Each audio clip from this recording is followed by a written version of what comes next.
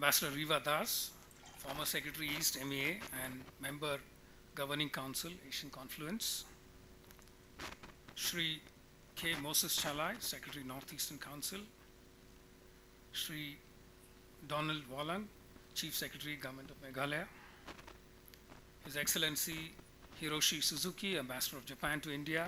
His Excellency Mustafizur Rahman, High Commissioner of Bangladesh to India. Shri Sabyasachi Datta, Executive Director, Asian Confluence Chair.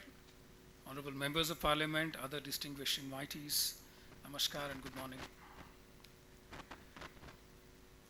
I head in my current responsibility the Economic Relations and DPA, Development Partnership Administration verticals in the Ministry of External Affairs, and both the verticals that I head fit very neatly into the subject of today's conference, and therefore I'm very pleased to join you today for the 4th India-Japan Intellectual Conclave, KIZUNA. Congratulations to Asian Confluence for organizing another round of this forum that takes forward the constructive dialogue on India-Japan cooperation in this important region. The Ministry of External Affairs is pleased to extend support to this event. Friends, Northeast India is strategically and economically important. It is a gateway that connects us to other dynamic growth engines in Asia. It is currently undergoing a remarkable transformation and growth, be it in tourism, education, or healthcare. This has been aided by the increased focus on connectivity, which is a cornerstone for regional economic partnerships and enhanced economic integration. It helps unlock the potential of regional value chains and production networks, thereby creating corridors of prosperity, as several speakers have underlined before me. Work has begun to upgrade several roads under the framework of SASEC. We have also been exploring ways to further improve connectivity between India, particularly the Northeast, and Bangladesh through a cross-border logistics improvement study being carried out by JICA. We look forward to its recommendations. Increased connectivity between a growing Northeast and a growing Bangladesh will be a game changer for the broader region. But I would like to underline that there are many dimensions of connectivity in addition to the physical that was discussed in a number of sessions earlier. One is economic and trade connectivity, which is something that we discussed earlier. It includes business-to-business connectivity, supply chains enabled by free trade agreements or preferential trade agreements, cross-border services such as IT, tourism, healthcare, education, talent and skills connectivity, special economic zones, export processing zones, which can take advantage of preferential trading agreements, trade facilitation measures, again they were spoken about, reducing trade barriers, simplifying customs procedures, and BIMSTEC is a key example of sub-regional multi-sectoral cooperation, but it needs to be taken forward in a number of areas. Transport connectivity, again something we spoke about, road, rail, ports, coastal shipping, inland waterways. We also are working on the BBIN motor vehicles agreement and the BBIN economic corridor. The Northeast clearly is India's bridge to ASEAN, and we have a lot of work to do to try and align our initiatives with the BIMSTEC master plan for connectivity. There is also financial connectivity, which includes linking of payment systems and shared DPI platforms, cross-border e-commerce, etc. There remains to be a lot of work to be done in this regard. There is energy connectivity, which includes regional power grids and interconnections across international borders, in line with the Honorable Prime Minister's One Sun, One World, One Grid approach. We also need work to be done in the area of integration of energy policies, cross-border energy delivery and trade, enhancing overall energy security and sustainability in the region, introducing more gas and oil pipelines. We already have the India-Bangladesh Friendship Pipeline. We also need to connect renewable energy networks, including hydro, solar, wind, etc. And of course, joint management of ecological resources and biodiversity. We also have cultural connectivity, which was referred to earlier, cultural exchanges, tourism links to enhance mutual understanding, collaborations between educational institutions, people-to-people connectivity, and refining and reinforcing historical links. We also have digital and data connectivity, which includes fiber optic links through undersea data cables wherever, or through land-based cables, cross-border movement of data, exploring opportunities for digital partnership agreements, which are the digital equivalent of FTAs, looking at regional data centers and regionalization of startup ecosystems. High Commissioner Mustafizur spoke about security cooperation. It is very, very important, and I would actually include it as a part of the overall concept of connectivity. This includes cooperation to combat transnational crimes and terrorism, border management and border infrastructure, including enhancing our ICPs to make them much more well equipped than they are today, and also disaster management cooperation. In all this, we see Japan as a natural partner in India's journey of development and transformation. Cooperation in the Northeast, I would again underline, is of particular significance. We see alignment between India's Act East policy, our Indo-Pacific vision, based on the principle of SAGAR, security and growth for all in the region, and Japan's FOIP. Our Indo-Pacific Oceans Initiative, with its 7 pillars, is also a significant initiative in this context. We appreciate Japan for co-leading the maritime trade, transport and connectivity pillar of IPOI, and look forward to developing concrete cooperation programs. Japan is already actively involved in several flagship initiatives of India, not just in the Northeast, but other areas such as the Delhi Metro, the Mumbai-Ahmedabad high-speed rail project, and the recently inaugurated Mumbai Trans-Harbour Link.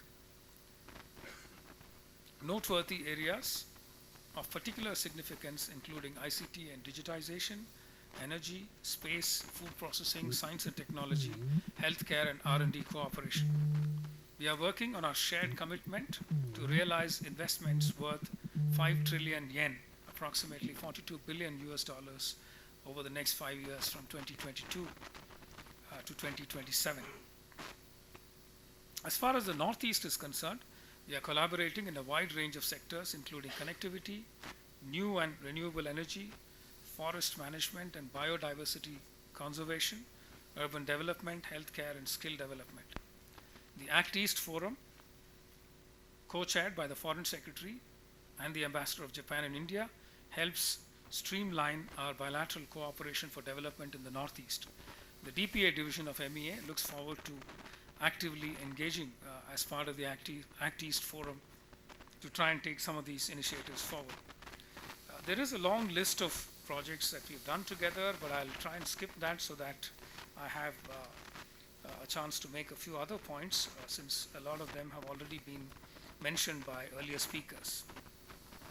As the contours of the economy of the region change and develop, we welcome increased Japanese investments in the Northeast, including the Japanese Industrial Township JIT in Guwahati.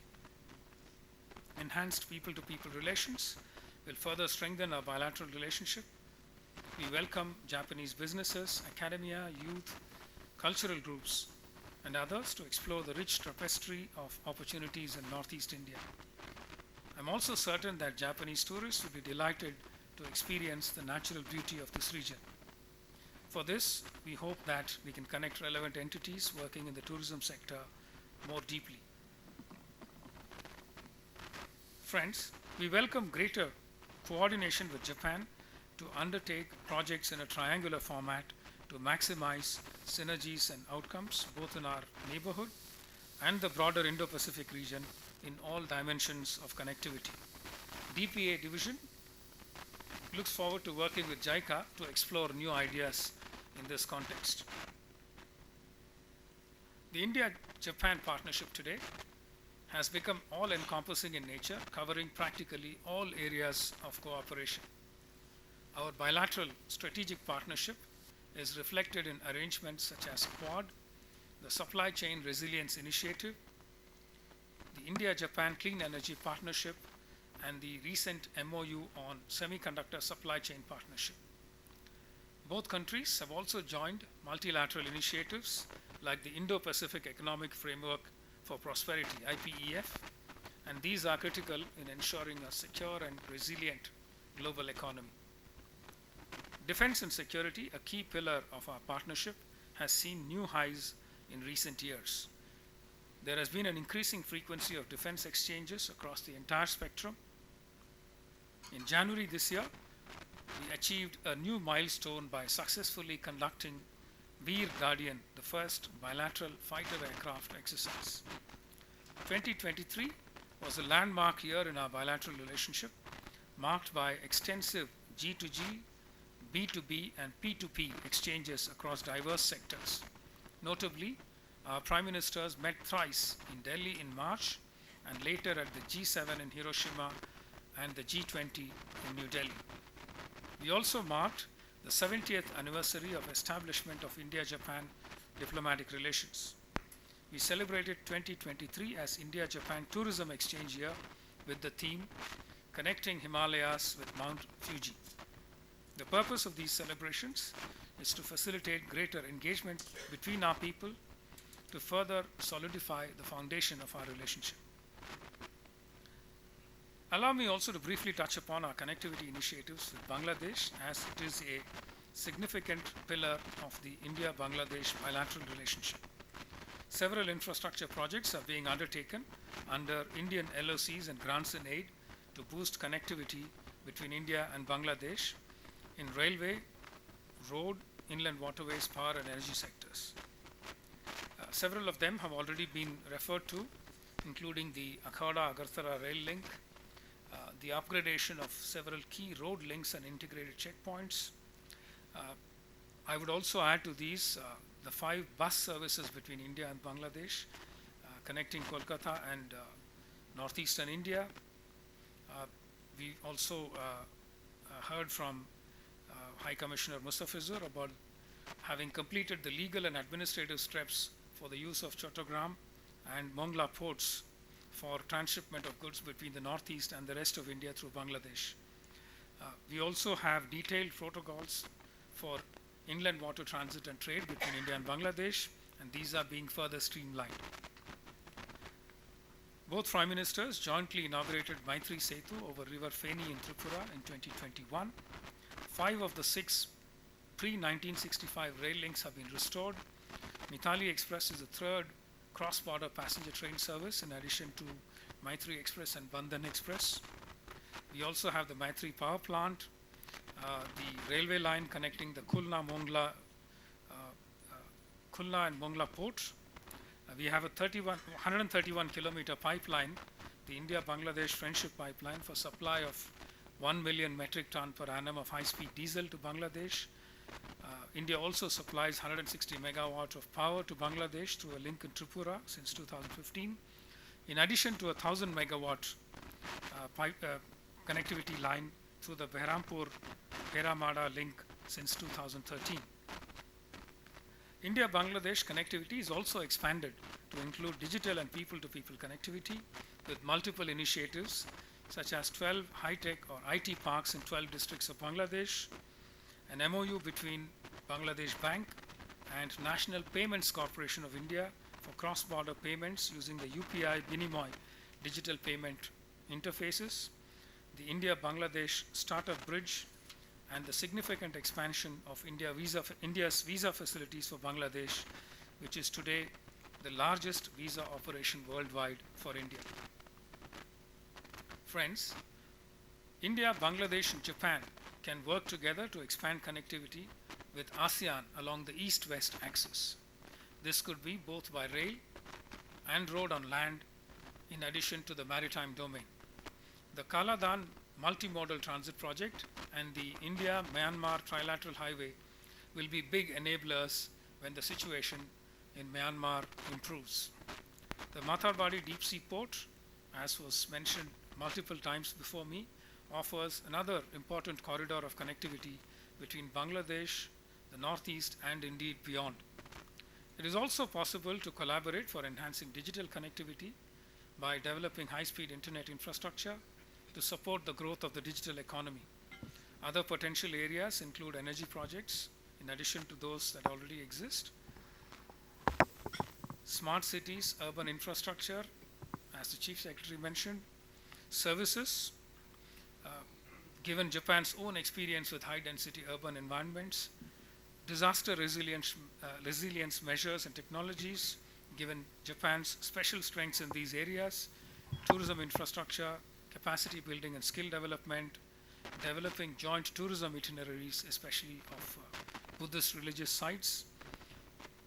Japan's industrial strengths can also be leveraged by the region to develop, as we heard many times before, cross-border supply chain linkages, sustainable development projects and technologies, and also R&D collaboration in areas of mutual interest. Japan could also be involved in India's flagship ODOP project, One District, One Product, especially for products from the Northeast in aspects such as improving the quality and finish and also packaging through capacity building programs for quality control, developing export strategies, and promoting sustainable and eco-friendly practices. We were speaking yesterday about the theme of the conference, which is Asian confluence. And we were trying to figure out what exactly confluence could mean. And I realized this morning that there could be no bigger confluence than the confluence of the Indian and the Pacific Oceans. And therefore, the name is very apt. And the dialogue, I believe, is a very good example of a platform to bring diverse viewpoints together to enhance our relations in a focused manner. I once again express my gratitude to Dr. Sabyasachi Datta and members of the Asian Confluence for giving me this opportunity to speak today. I would also like to thank the Ambassador of Japan for supporting this dialogue consistently.